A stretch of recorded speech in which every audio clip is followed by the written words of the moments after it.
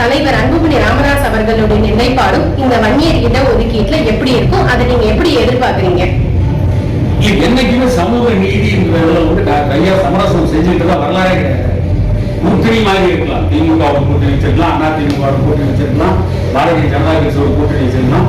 கூட்டணி வச்சிருந்தாலும் அந்த கூட்டணி ஆட்சிகளுக்கு என்னைக்குமே நெருக்கடி கொடுக்க டாக்டர் ஐயா தவறியதே. இன்றைக்கு அனுமதி இடஒதுக்கீடு உச்ச நீதிமன்றத்தில் அவர்களுக்கு ஊழியர்கள் செய்யப்பட்டிருக்கிறது. அனுமதி இடஒதுக்கீடு செல்லும் என்று நீதிமன்றம் தீர்ப்பு கொடுத்திருக்கிறது. அதை பெற்று தந்த டாக்டர் ஐயா முஸ்லிம்களுக்கு இடஒதுக்கீடு அது பலரும் சொல்கிறார்கள். பாட்டாளி மக்கள் கட்சி ஒரு ஜாதி கட்சி, டாக்டர் ஐயா வன்னியர் தலைவர் என்றெல்லாம் சொல்கிறார்கள். ஆனால் ஒரு ஜாதி கட்சி தலைவர் என்று இவர்களால் விமர்சிக்கப்படுகின்ற டாக்டர் ஐயா மற்ற ஜாதிகளுக்கு போராடி இருக்கிறார். ஜாதி ஒழிப்பு போராளிகள் என்று சொல்பவர்கள் எல்லாம் அவர்கள் ஜாதிக்கு மட்டுமே போராடி இருக்கிறார்கள், மற்ற ஜாதிகளுக்கு போராடியதில்லை. இன்றைக்கு விடுதலை சிறுத்தைகள் கட்சியின் திருமாவளவன் கூட இந்த கிரிமிலேயர் பிரச்சனையில் உச்சநீதிமன்றம் சொன்னதற்கு பிறகு தாழ்த்தப்பட்ட சமூகத்தின் இடஒதுக்கீட்டிற்கு பங்கம் வரும் என்கின்ற நிலையில் தான் இப்பொழுது வள்ளுவ கோட்டத்திலே ஆர்ப்பாட்டம் செய்கிறார்கள். அதுவும் யாருக்கு? தாழ்த்தப்பட்ட சமூகத்திற்கு மட்டும். ஆனால் என்ன சொல்கிறார் திருமாவளவன்? தன்னை சனாதன எதிர்ப்பு போராளி என்கிறார், தன்னை ஜாதி ஒழிப்பு போராளி என்கிறார். அம்பேத்கரியம் பேசுகிறார்கள், பெரியாரியம் பேசுகிறார்கள், மார்க்சியம் பேசுகிறார்கள். ஆனால் சொந்த ஜாதிக்காக மட்டுமே போராடுகிறார்கள். இவர்கள் எல்லாம் ஜாதி ஒழிப்பு போராளிகள். மற்ற ஜாதிகளுக்கும் போராடி இடஒதுக்கீட்டை பெற்றுக்கு தந்த டாக்டர் ஐயாவை ஜாதி வெறியர் என்கிறார்கள். தன்னுடைய ஜாதிக்காக மட்டும் போராடுவதாக பேசிக் கொண்டிருக்கிறார்கள்.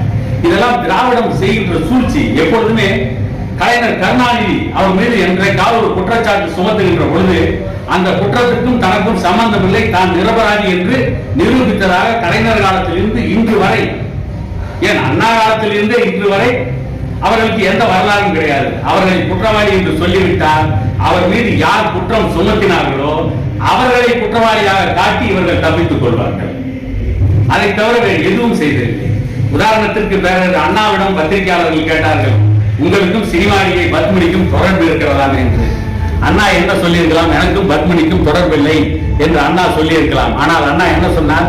நான் ஒன்றும் படிதாண்டா, நான் ஒன்றும் முற்றும் துறந்த முனிவனும் அல்ல, அவள் ஒன்றும் படிதாண்டா பத்தினியும் அல்ல என்று தன்னுடைய தவறை கூட நியாயப்படுத்தியதான் திராவிடம். இப்படிப்பட்ட தவறை இந்தியாவில் எந்த ஆட்சியாளரும் செய்ததில்லை, திமுக தான் செய்து கொண்டிருக்கிறது. ஆகவேதான் டாக்டர் ஐயா காலத்தில் அண்ணன் அன்புமணி ராமதாஸ் தொடர்ந்து போராடி கொண்டே இருக்கிறோம். இன்னும் எவ்வளவு காலம் போராடுவது என்ற கேள்வியும் எழுந்து கொண்டுதான் இருக்கிறது. இதற்கெல்லாம் ஒரே வழி நான் ஏற்கனவே குறிப்பிட்டதை போல பாட்டாளி மக்கள் கட்சி ஆட்சி அதிகாரத்திற்கு வராமல் தமிழகத்தில் இருக்கின்ற அனைத்து சமூகங்களுக்கும் சமூக நீதி சாத்தியமில்லை. இப்ப சமீபத்துல மருத்துவர் ஐயா தொடர்ந்து சொல்லிக்கிட்டு இருக்கிறாரு, ஜாதிவாரி கணக்கெடுப்பு நடத்துங்க அப்படின்ட்டு. இந்த அரசு செவி சாய்க்குமா அப்படிங்கிறது தெரியல.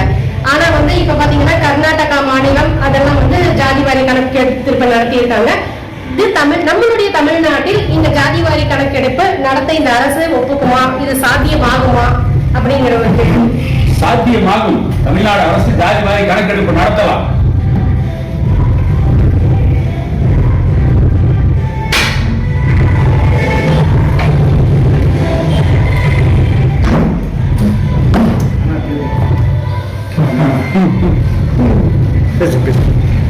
சாத்தியமாகும். தமிழ்நாடு அரசு நினைத்தால் ஜாதிவாரி கணக்கெடுப்பை நடத்தலாம். ஆனால் ஜாதிவாரி கணக்கெடுப்பு நடத்துவதற்கு இவர்களுக்கு மனமில்லை. வன்னியர்களுக்கோ அல்லது மற்ற இதர பிற்படுத்தப்பட்ட சமூகங்களுக்கோ இடஒதுக்கீடு கொடுப்பது இவர்களுக்கு உடன்பாடு. உதாரணத்திற்கு மகாபாரதத்திலே சொல்வார்கள், சொத்துக்கு உரியவன் துரியோதனன், ஆனால் கொடுக்க வேண்டும் என்ற எண்ணம் துரியோதனுக்கு இல்லை. கொடுக்க வேண்டும் என்ற எண்ணம் கர்ணனுக்கு மட்டுமே இருந்தது. ஆனால் தான் கர்ணன் தாரி வழங்கினான்.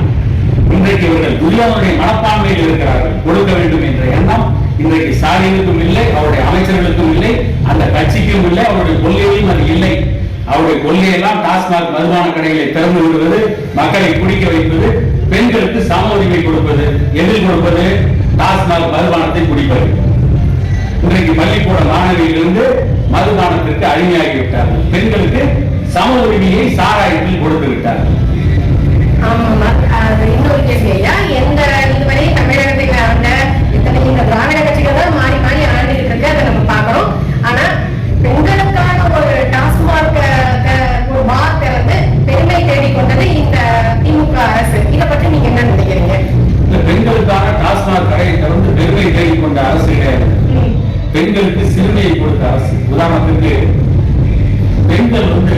பெண்ணடிமை தனத்திலிருந்து மீட்டு வரத்துக்கு பல ஆயிரம் ஆண்டுகள் ஆச்சு. உங்களுக்கு எல்லாம் தெரியும், தெரியலனாலும் நான் இந்த வீடியோ வாயிலா பதிவு பண்றேன்.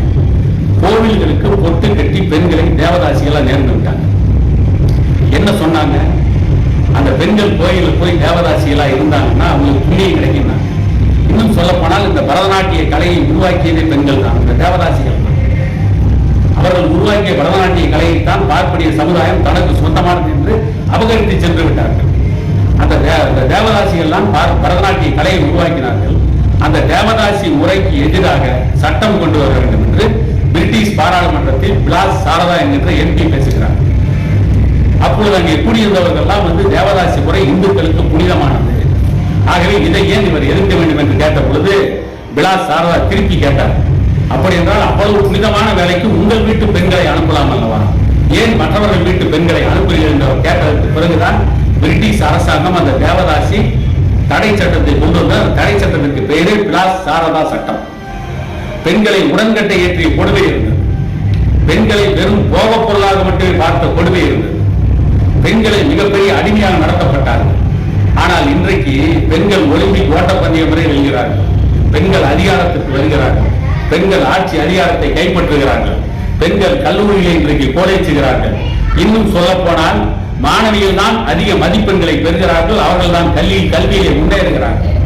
இந்த பெண்களை மீண்டும் அடிமையாக்குவது, இந்த பெண்ணடிமையை மீண்டும் வேறு விதத்தில் நிலைநாட்டுவது, இந்த பெண்ணடிமையை நிலைநாட்டுவதற்கு தான் பெண்களுக்காக தனியாக சாராய கடை திறந்து விடுவது.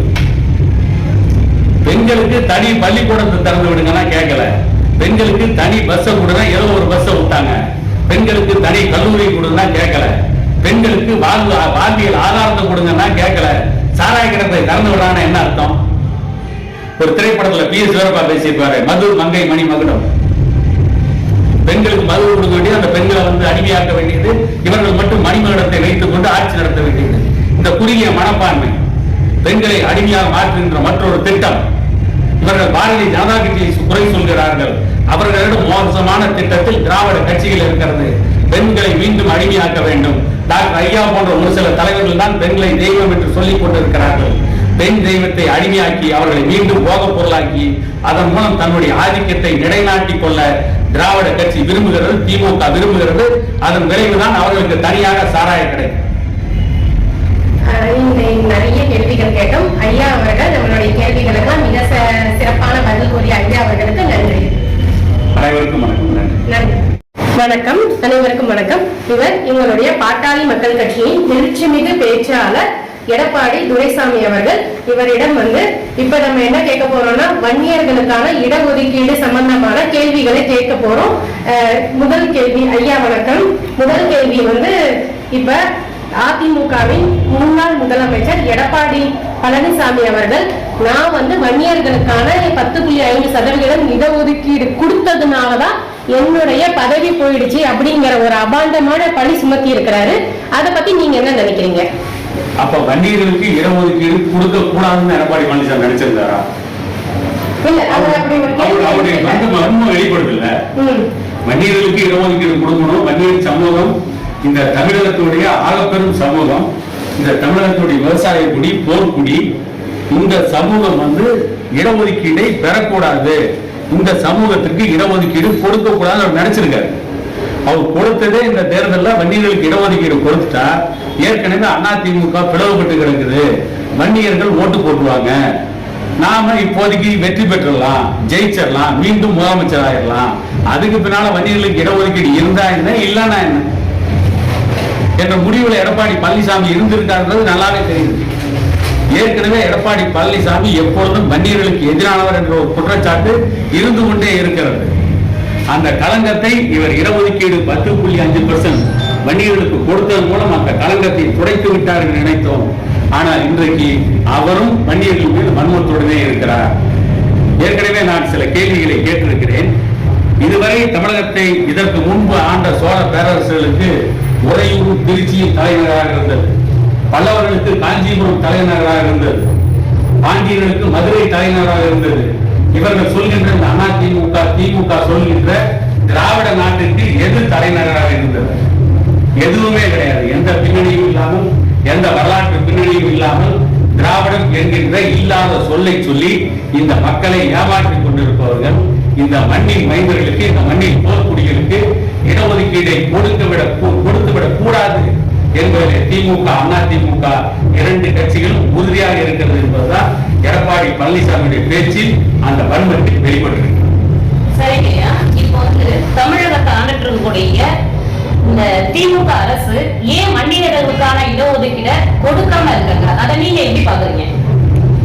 வன்னியர்களுக்கு இடஒதுக்கீடு திமுக அரசு எப்படி கொடுக்கும்? திமுகவுல வன்னியர்களுக்கு ஆதரவா பேசக்கூடிய ஒரு மிகப்பெரும் தலைவரா வீரபாண்டியார் மட்டும்தான் இருந்தார். அவர் இறந்ததற்கு பிறகு இன்னைக்கு திமுக இருக்க வன்னிய தலைவர்கள் அனைவரும் ஸ்டாலினுடைய கொத்தடிமைகள். துரைமுருகன் உள்ளிட்ட எம்.ஆர்.கே. பன்னீர்செல்வம், சிவசங்கரம் உள்ளிட்ட வன்னியர்கள் அத்தனை பேரும் ஸ்டாலினுடைய கொத்தடிமைகள். இன்றைக்கு ஸ்டாலினுடன் இருக்கின்ற அமைச்சர்கள் யார்? ஏவா வேலு, பொன்முடி, கே.கே.எஸ்.ஆர். ராமச்சந்திரன், ஈரோடு முத்துசாமி, அனிதா ராதாகிருஷ்ணன், சேகர்பாபு. இவர்களில் பொன்முடி ஒருவரை தவிர மற்ற அனைவரும் தமிழகத்துடைய பூர்வ குடிகள் இல்லை. இப்படிப்பட்டவர்களை அருகில வைத்துக் கொண்டிருக்கின்ற இன்றைய முதலமைச்சர் மு க ஸ்டாலின் எப்படி இந்த தமிழகத்தின் பூர்வகுடிகளுக்கு, பூர்வகுடிகளுக்கு, போர்க்குடிகளுக்கு இடஒதுக்கீட்டை கொடுப்பார்? இரண்டாவது, வன்னியர்கள் முன்னேறிவிடக் கூடாது என்பதிலே திமுகவிற்கு என்றைக்கும் மாற்று கருத்து இல்லை.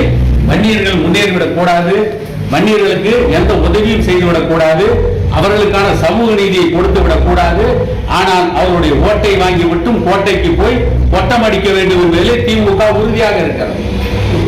இல்லையே, உச்சநீதிமன்றம் வன்னியருடைய இடஒதுக்கீட்டை நிராகரித்ததற்கு பிறகு கிட்டத்தட்ட இப்பொழுது 3 ஆண்டுகள் நெருங்க போகிறது.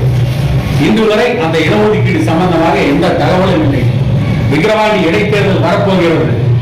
அப்பொழுது கூட மத்திய அரசு தான் ஜாதிவாரி கணக்கெடுப்பை நடத்த வேண்டும் என்று சட்டமன்றத்தில் தீர்மானம் போட்டார்கள். அது இன்றைய முதலமைச்சர் மு க ஸ்டாலினுக்கும் அவருக்கு சட்ட ஆலோசனை கொடுப்பவர்களுக்கும் ஜாதிவாரி மக்கள் தொகை கணக்கெடுப்புக்கும் இடஒதுக்கீட்டுக்கான மக்கள் தொகை சர்வேவிற்கும் மக்கள் தொகையில் எந்தெந்த சமூகம் எந்த நிலையில் இருக்கிறது என்கின்ற சர்வேவிற்கும் வித்தியாசம் தெரியாமலேயே வாழ்ந்து கொண்டிருக்கிறார்களா? கலைஞர் கருணாநிதி சொன்னதை போல பச்சை பாம்புக்கும் பச்சை கொடிக்கும் வித்தியாசம் தெரியாமல் ஸ்டாலினும் அவருடைய மந்திரி பிரதானிலும் இருக்கிறார்களா? அல்லது வன்னியர்கள் இடஒதுக்கீட்டை பெற்றுவிடக் கூடாது, படித்துவிடக் கூடாது, வேலை வாய்ப்பை பெற்றுவிடக் கூடாது, இவர்கள் இந்த தமிழக அரசு இருக்கின்ற டாஸ்மாக் கடையில் இருக்கின்ற சாராயத்தை குடித்துவிட்டு குடிகாரர்களாகவே இருக்க வேண்டும், குடிப்பாளிகளாகவே இருக்க வேண்டும், படிப்பாளிகளாக மாறிவிடக் கூடாது என்று திமுக நினைக்கிறது. ஸ்டாலினுக்கு அருகிலே இருக்கின்ற அமைச்சர்கள் நினைக்கிறார்கள். சமூக நீதியை பற்றி யாருக்கும் தெரியாது. ஏவா வேலுக்கு தெரியாது, கே.கே.எஸ்.ஆர். ராமச்சந்திரனுக்கு தெரியாது. பொன்முடி தன்னை ஒரு டாக்டர் என்கிறார், பேராசிரியர் என்கிறார், முனைவர் என்கிறார். ஆனால் குடித்து விட்டு புலர்கின்ற பேர்கள். இவர்களெல்லாம் எப்படி வன்னியர்களுக்கு இடஒதுக்கீடு கொடுக்க ஒப்புக்கொள்வார்கள்? எந்த காலத்திலும் திமுகவும் இடஒதுக்கீட்டை கொடுத்தார். பாமக கடுமையாக போராட வேண்டும், அல்லது பாமக ஆட்சி அதிகாரத்திற்கு வர வேண்டும். அப்பொழுதுதான் வன்னியர் உள்ளிட்ட அனைத்து பிற்படுத்தப்பட்ட சமூகங்களுக்கும் இடஒதுக்கீடு கிடைக்கும்.